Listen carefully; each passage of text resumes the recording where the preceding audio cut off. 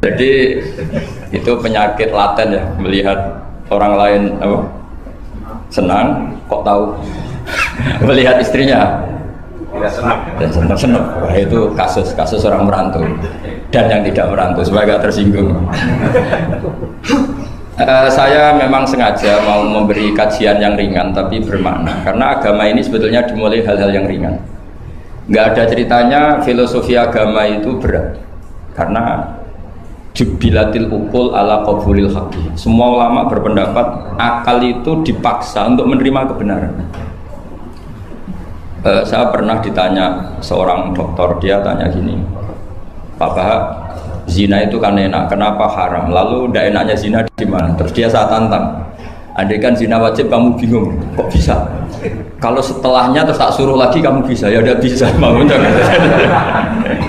akhirnya dia mikir iya ya, kalau wajib malah bingung harus mengumpulkan uang untuk murder, dan kalau dia senang seseorang tidak harus kesampaian, ya kan? Kalau kamu senang seseorang kan tidak mesti dia senang kamu,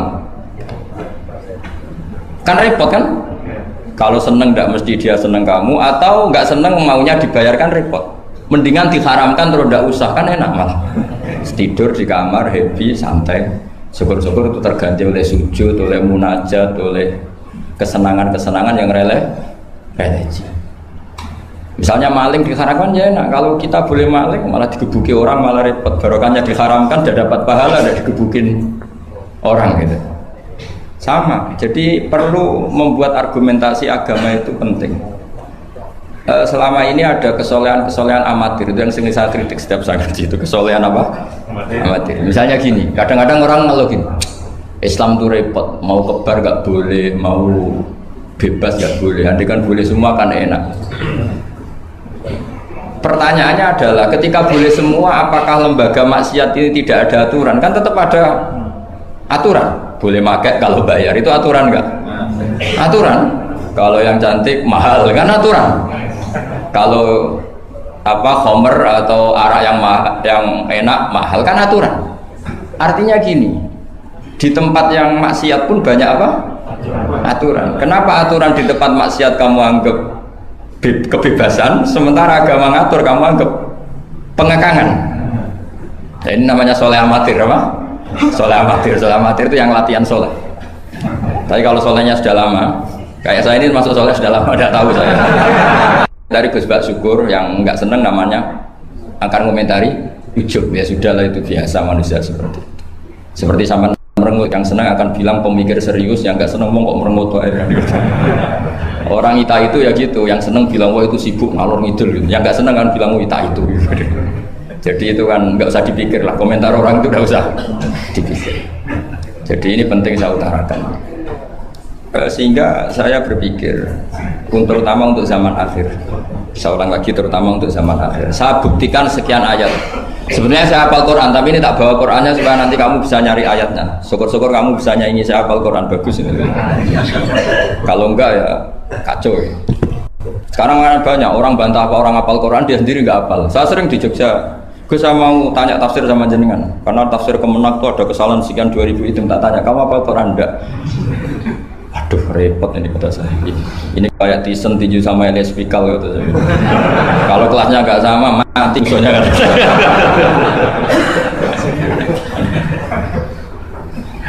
Karena bukan karena ini keangkuhan, tapi proporsional apa?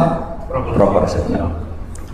Saya cerita yang ringan-ringan saja, sebagaimana sanad saya dari guru-guru saya ila Rasulillah Shallallahu Alaihi Wasallam. Agama itu dimulai dari kesenangan, happy, farah kalau dalam bahasa Arab al-farah. Ayatnya jelas, kul bi fadlillah wa bi rahmatih fa bidzalika falyafrahu. Ingat Muhammad dengan fadl Allah, anugerah Allah dan rahmatnya, kemudian dengan itu kamu harus senang. Sehingga dengan senang kepada Allah dan Rasul itu nikmatnya Masya Allah. Andai kan senang itu bisa ditakar, orang yang sedang tahajud menangisi dosanya plus menangisi nasibnya kalau di perantauan ini.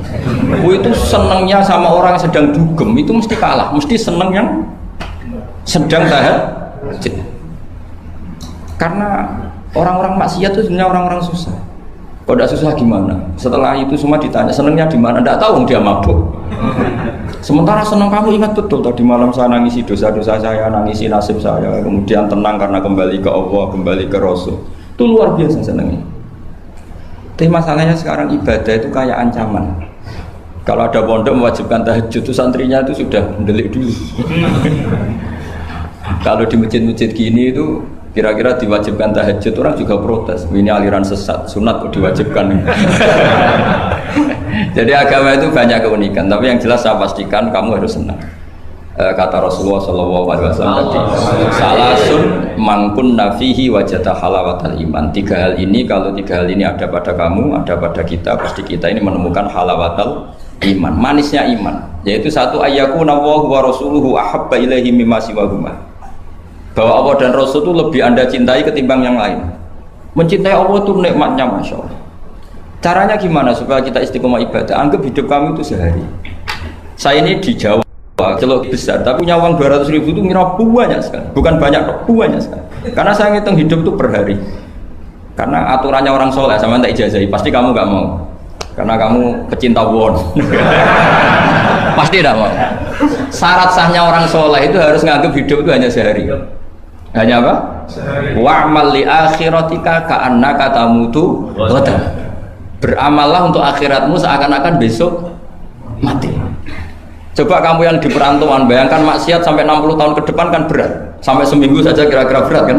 Tapi kalau bayangkan saya tidak akan maksiat semalam ini karena besok saya mati, sukses. Besok berpikir gitu lagi, saya tidak akan maksiat kan hanya sehari. Ternyata besok hidup lagi. Berpikir gitu lagi, tahu-tahu mati betulan setelah 60 tahun. Jadi itu apa ya, satu konsep dari Rasulullah supaya orang itu meninggalkan maksiat itu ringan karena bayangannya hidup banyak.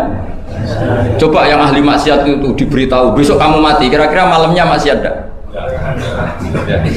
Kamu maksiat itu karena bayangkan hidup masih lama. Makanya kata Quran, wahai orang-orang yang beriman, alam ya'ni lil ladzina amanu an takhsha qulubuhum li dzikrillah wa ma nazala minal haq. Orang-orang iman itu sudah saatnya khusyuk. Kamu jangan seperti orang-orang dulu. Orang-orang dulu fatola alaihimul amatu faqasat qulubuhum. Orang itu menjadi wangkot, menjadi keras hatinya karena merasa hidupnya itu panjang. Ini penting, ini konsep-konsep yang ada di hadis sahih. Jadi tidak perlu kamu soal ini sahih apa enggak, tak pastikan sahih. Saya ini baca hadis lama sekali. Jadi yang nyoal harus imbang. Kalau enggak kayak Tyson dengan Elias Pikal. Supaya clear, supaya jelas. Saya sering ketemu para pemikir di Jogja dan berkali-kali saya bilang harusnya diskusi itu imbang. Ini bukan karena keangkuhan tapi karena proporsional. Awal maksiat itu dimulai karena tidak senang tercari kesenangan dan pilihannya maksiat. Coba kalau kesenangan itu ada pada taat, itu luar biasa. Sampai Rasulullah itu menggambarkan ketaatan yang baik itu. Ada hadis yang mungkin kalau orang Jogja, orang Solo itu tidak siap karena agak priayi. Nabi pernah ngendikan, wa fi buti ahadikum shadaqah. Kamu ngeloni istri kamu itu ya sedekah. Sahabat ya tanya, ayati ahaduna syahwatahu wa walahu ajrun. Yang benar aja ya Rasulullah, masa urusan seks, urusan biologis kemudian dia dapat apa? Pahala. Nabi jawabnya ringan saja, alaihi salawatu aha fi haramin akana alaihi wisrun. Kalau yang digauli itu istri orang atau yang enggak zaujahnya, enggak istrinya, apa dia ada dosa? Ya dosa ya Rasulullah. Fakadzalika lawatu aha fi halalin kana lahu ajrnya. Begitulah kalau dia kalau salah letak haram, kalau tepat sasaran ya halal.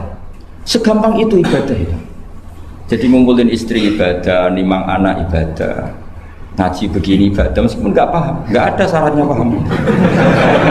Yang menyenangkan dalam Islam kan gitu, ngaji itu udah harus paham. Yang penting datang, pura-pura paham, selesai.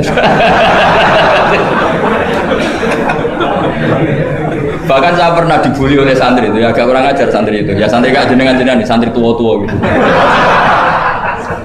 Itu Gus, jenengan sama saya nanti di surganya dulu saya. Kenapa? Karena kata Rasulullah SAW itu man salaka tariqan yaltamisu fihi ilman sahalallahu lahu tariqan ilal jannah. Orang yang mengambah jalan, yang mencari jalan, berjuang sekolah, nyari ilmu. Nyari yaltamisu itu maknanya nyari iltimas. Maka orang yang mencari ilmu itu sahalallahu lahu tariqan ilal jannah, akan dimudahkan jalan ke surga. Itu yang nyari loh Gus. Kalau sudah ketemu kayak jenengan tidak masuk hadis itu. Makanya bersenanglah yang sedang nyari tapi belum ketemu.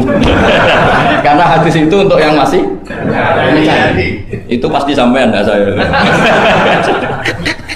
Wah saya mikir, wah ini nyari hadis apa yang bela saya?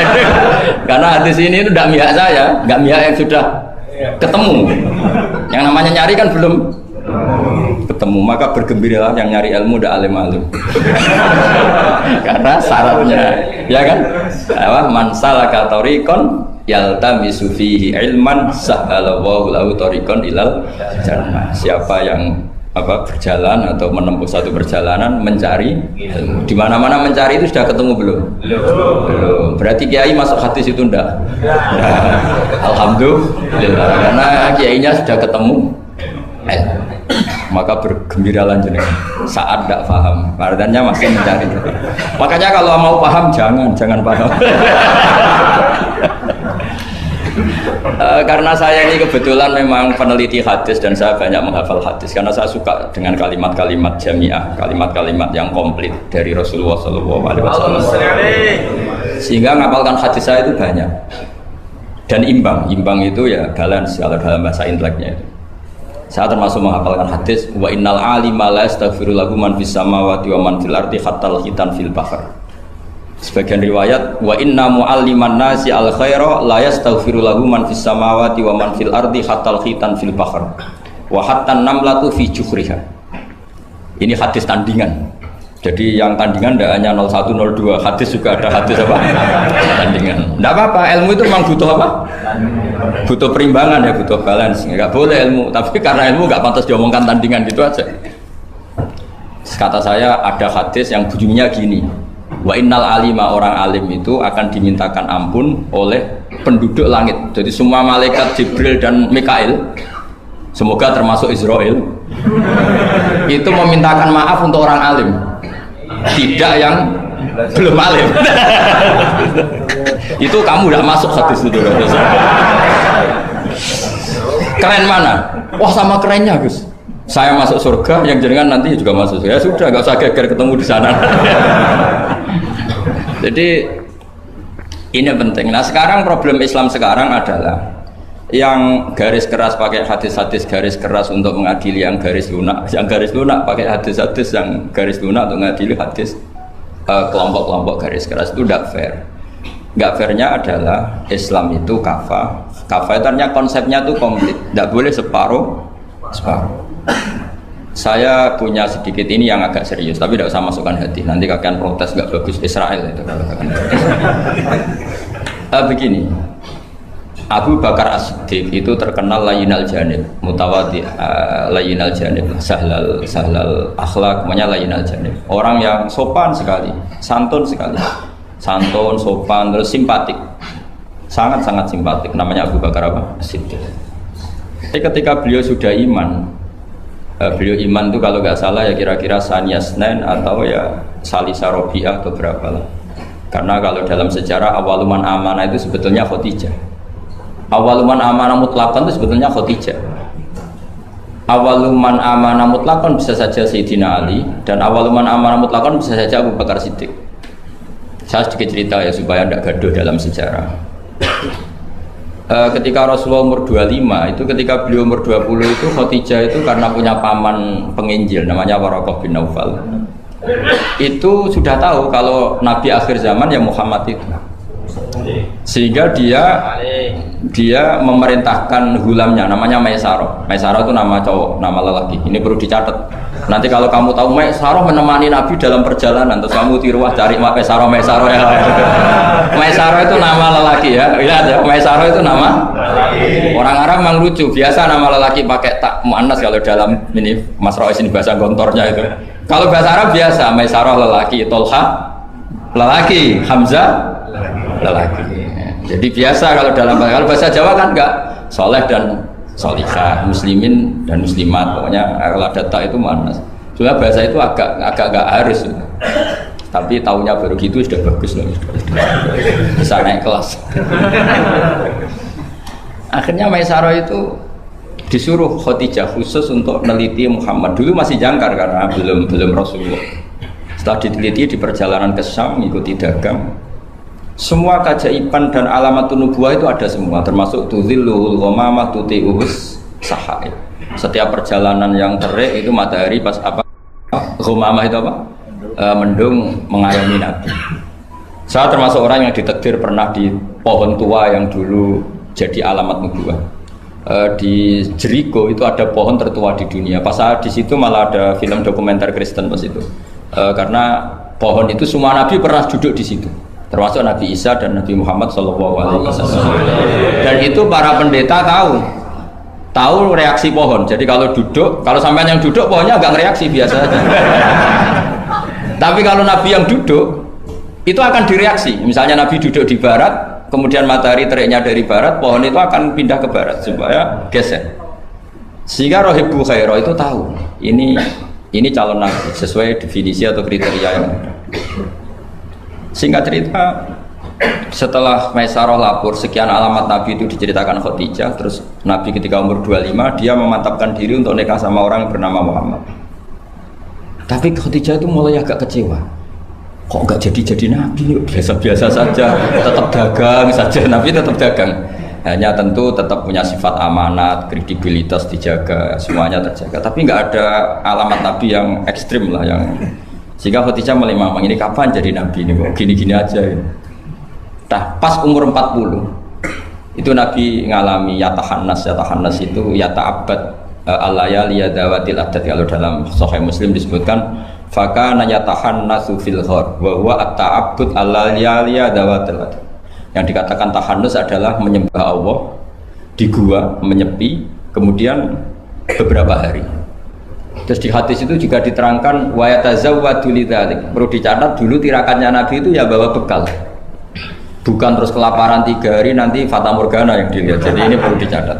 Kadang banyak orang tirakat gak makan 40 hari, gak makan 3 hari itu malah bahaya. Karena yang dikatakan nur atau apa ternyata fata morgana karena lama gak makan. Jadi perlu dicatat di hadis itu jelas ada kalimat wa yatazawwadu lidzalik. Ya Nabi ya normal bawa apa? Bekal. Jadi tidak lapar-lapar amat. Tapi tidak satu nampan kayak makan di atas tadi enggak ya. Kalau itu makannya orang kelaparan itu. Ya tapi bagus lah, saking hormatnya sama kiai makannya banyak. Apa ngetes kiainya? Kalau banyak ada kiai ini. Tidak tahu. Motifnya apa? Tidak tahu. Motifnya tidak tahu. Tapi husnudzon wajib. Panitia tenang saja. Kiai itu wajib husnudzon. Harus baca ini ya Muhammad. Nabi begitu fatwa. Sehingga ini penting sekali karena jarang orang mengungkapkan ini. Kenapa jarang mengungkapkan? Kemungkinan satu tidak tahu. Dua, karena kadang kiai itu ya manusia, Ustadz juga manusia. Kadang-kadang dengan tanda kutip itu ya pecundang. Dia ngomong yang dicintai pasar, itu yang saya sesalkan betul. Tidak ngomong yang dibutuhkan dalam khazanah Islam. Itu saya kecewa betul. Dan semoga mereka itu tobat. Enggak boleh seperti itu. Coba kita ini Islam mulai kecil, punya kiai mulai kecil. Kadang-kadang tidak pinter-pinter. Karena ayatnya itu terus sama. Kubu sebelah misalnya dalil ayat ini, yang ini terus gitu aja. Kalau orang sunat diceritain Nabi Ibrahim sunat 80 tahun itu pakai palu, pakai apa itu kodum itu tapak langganan ya. Kalau ada orang mati ya mesti kullu nafsin dha'iqatul maut. Kalau ada orang nikah mesti faman rohiba an sunnati fakmu, itu saja. Jadi umat ilmunya tidak tambah, ya sudah siapa saja yang nikah ya itu aja, yang mati ya itu aja kullu nafsin. Karena ya pasarnya seperti itu. Buat sekali-kali ada orang mati itu bilang, ayo pesta. Karena orang dolim ini sudah mati. Ngurangi beban bumi. Ngurangi beban apa? Syukurilah kematian orang fasik ini. Itu nggak disangoni sampai. Sudah ada disangoni, dibenci keluarganya, ya enggak? Ya daripada gitu yang umum saja kullu nafsin dha'iqatul maut. Kematian adalah mau'idhah, kafa bil mauti wa'idan. Cukup mati sebagai nasihat, ya ikut pasaran saja karena itu yang menghasilkan pasar. Tapi resikonya itu ilmu itu tidak tambah apa? Tambah. Ini kritikan saya, semoga ini membantu ya supaya ustadz-ustadz itu kalau ngaji itu mikir yang dibutuhkan umat, jangan permintaan pasar, itu tidak bagus. Saya datang ke sini juga bukan karena undangan. Saya yang bilang saya tanpa diundang pun datang ke Korea karena saya ingin sujud di bumi ateis supaya nanti keren. Keren betul, sampean tuh keren betul, sujud di bumi. Wah itu pol kerennya tuh, hebat. Kalau sujud di Mekah, Medina, di Indonesia itu kan wajar. Ini sujud di bumi. Jadi kalau kamu ditanya, saksinya siapa kalau kamu sholat di Gonjong? Apa ini yang ini? Hasan. Yang seru yang apa? Enggak yang lain yang gigi. Gonju, terus apa? Suwon. Terus apa lagi? Itu malaikat mesti itu apa itu? Parah lagi kalau ditanya, sujudnya di mana? Di kamar mandi. Karena kalau pas kerja kan hanya dikasih waktu berapa ini? 5 menit dan itu pura-pura di kamar mandi. Keren nggak? Keren. Jadi padahal bumi itu akan bersaksi yang dipakai tempat sujud. Itu paling keren mesti yang Korea. Apalagi yang pas kerja. Kalau di sini kan masjid masih normal. Kalau pas kerja kan di kamar mandi. Iya di pabrik ya maksudnya. Oh iya, iya. Jangan yang priai yang itu, yang nggak priai itu. Di gudang ya? Di mana Pak?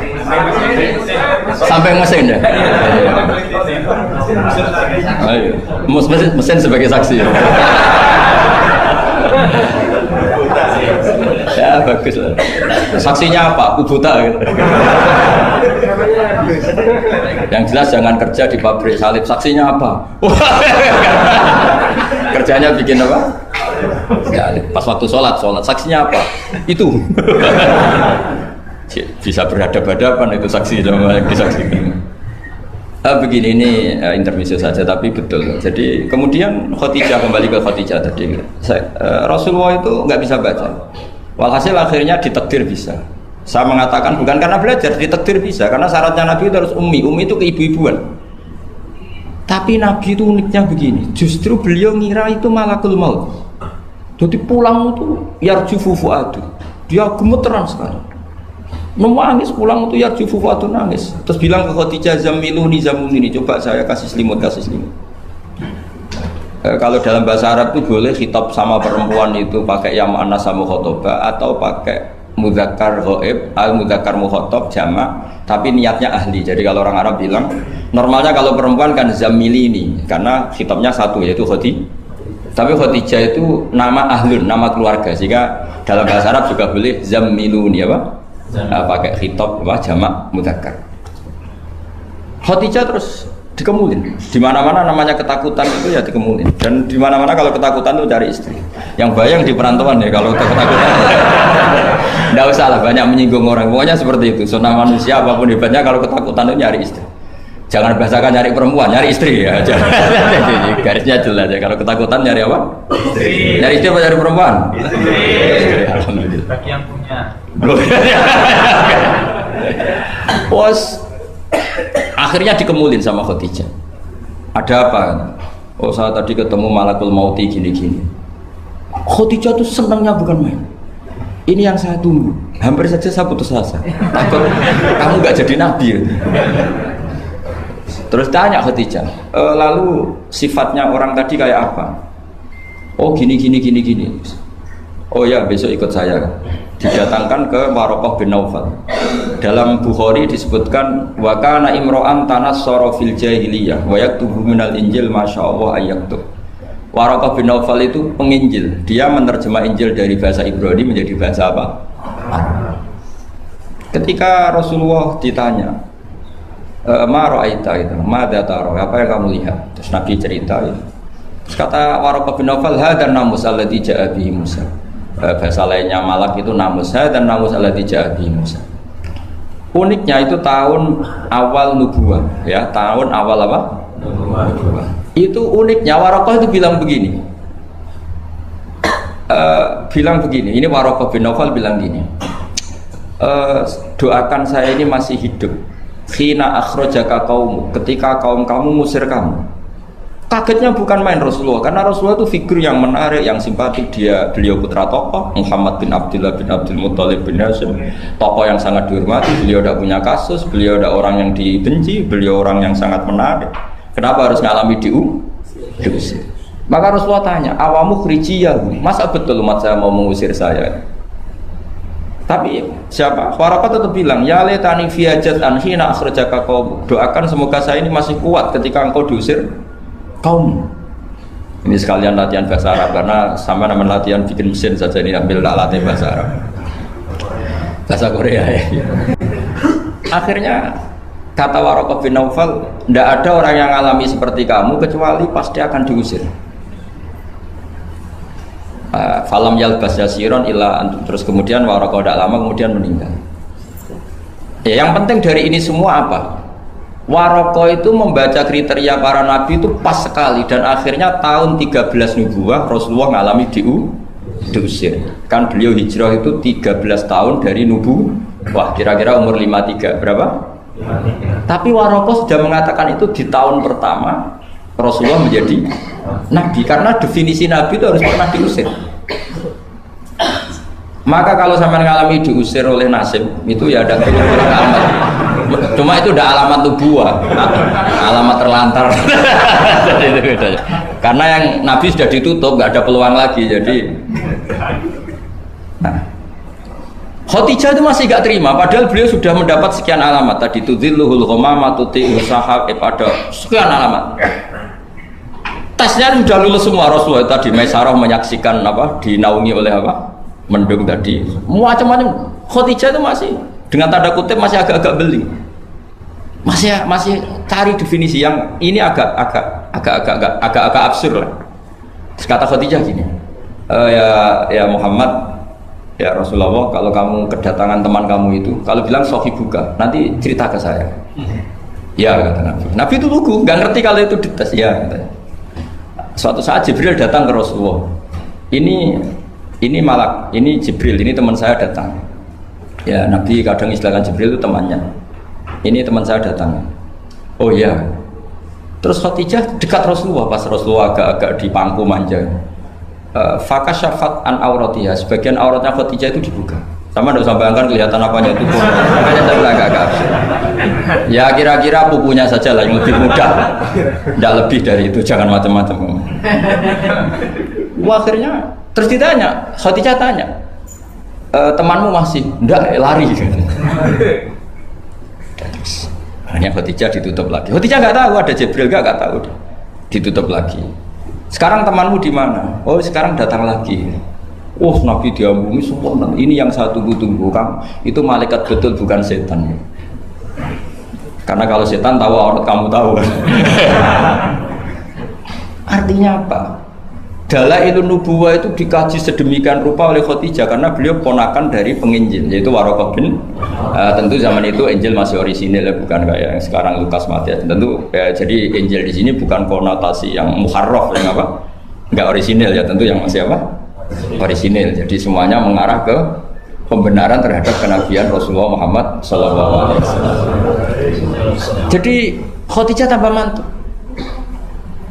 Jadi Nabi dites itu ada tahu ya lugu saja. Temanmu masih lari. Terus setelah ditutup lagi, temanmu ada. Oh iya ya sekarang ada lagi. Wah ya Nabi betul.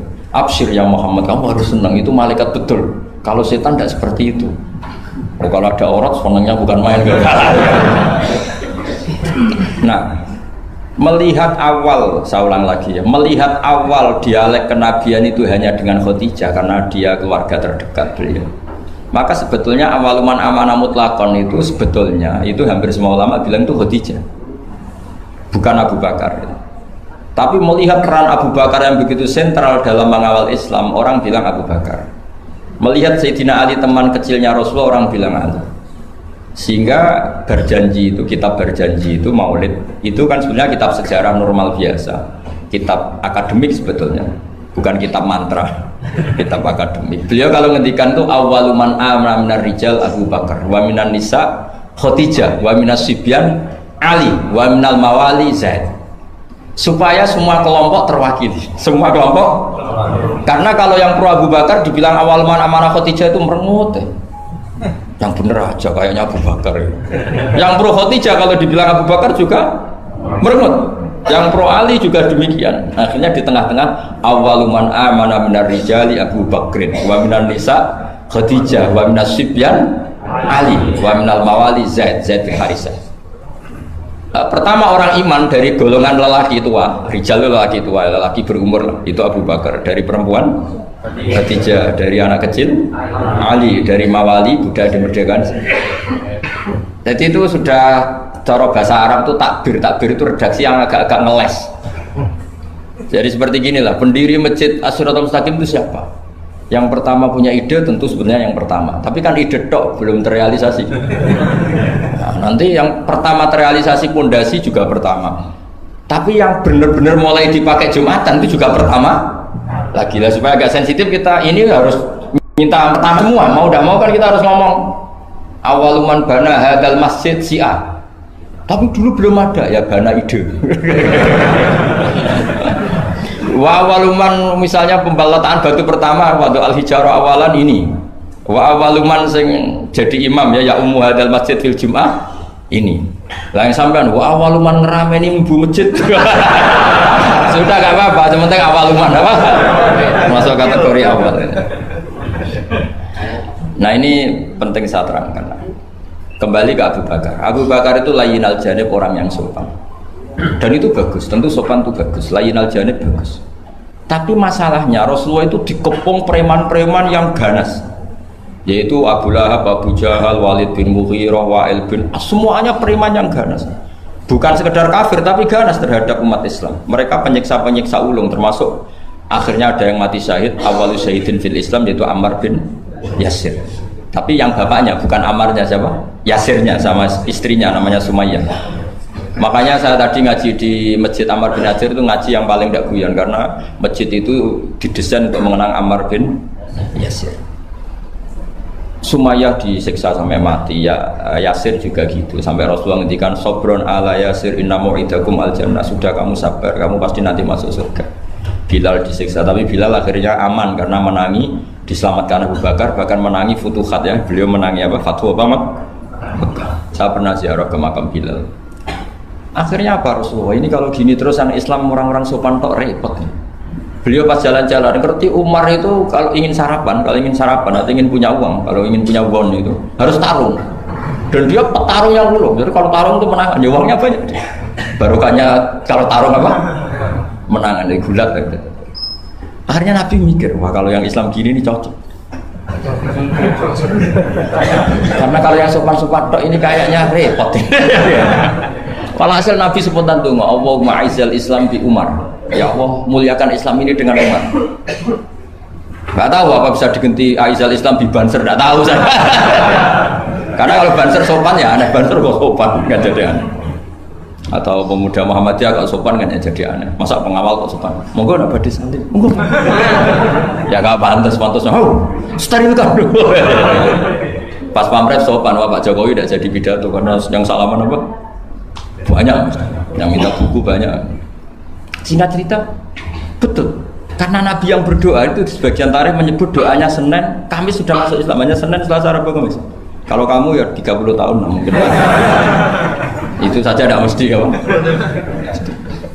Akhirnya Umar itu Islam. Islamnya juga unik. Dia mau mencari Muhammad, masih jangkar, kalau manggil masih jangkar, belum Rasulullah. Mana Muhammad? Laqad soba, dia sudah keluar dari agama permanen ya oleh kaum jahiliyah.